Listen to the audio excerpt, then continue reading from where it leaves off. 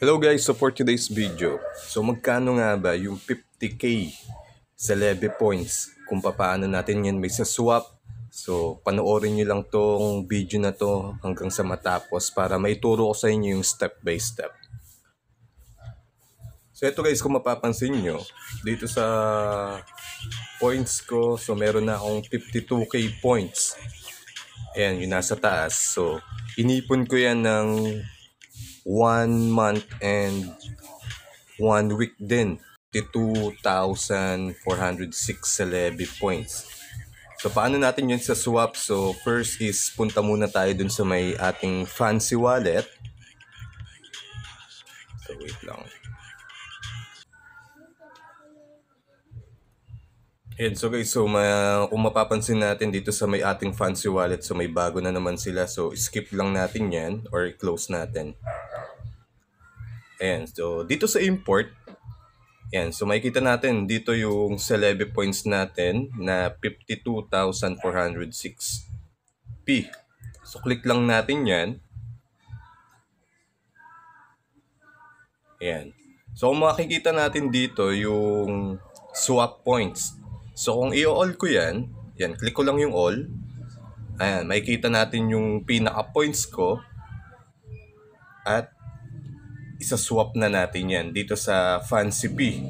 So dito sa Fancy P, so minimum amount of 50p. So may fee rate siya na 15%. So and then swap. Click lang natin to. So Fancy Point Swap. So click lang natin to guys. Yan.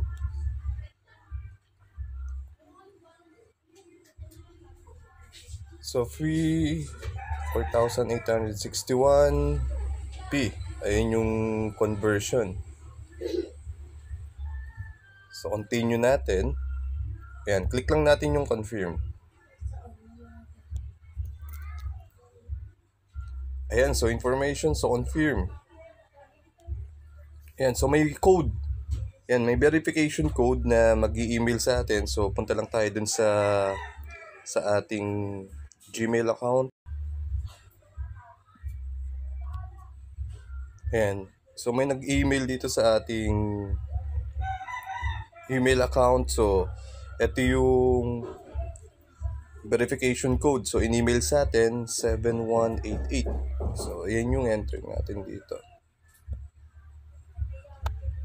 7188. Then confirm. So ito guys, ang laki ng fee. So 7,000. Wow. So yan na guys, so swap success. So click lang natin tong confirm. Ayan. So dito so naka-import na tayo. So check natin ulit yung sa Leve Points natin. At ito na guys.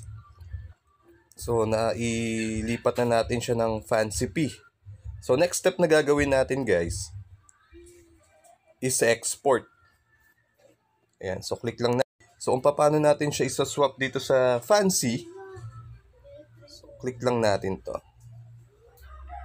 So select all uli natin. So minimum amount of 3,795. So mababa siya ngayon guys. So swap ko na. Baka tumaas pa. And may fee siya na Fancy na 65 Fancy. So click lang natin to guys. Itong Fancy Token Swap. Ayan, so confirm uli natin. Ayan, so may verification code na naman na isesend sa ating email. So confirm lang natin siya. So check lang natin yung verification code. Wait.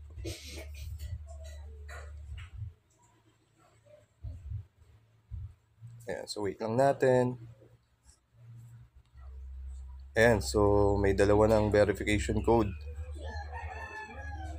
Ito, sa 833, so ito yun. So 1313. So click lang uli natin yung 1313 na verification code na isinend niya dun sa ating email, then confirm.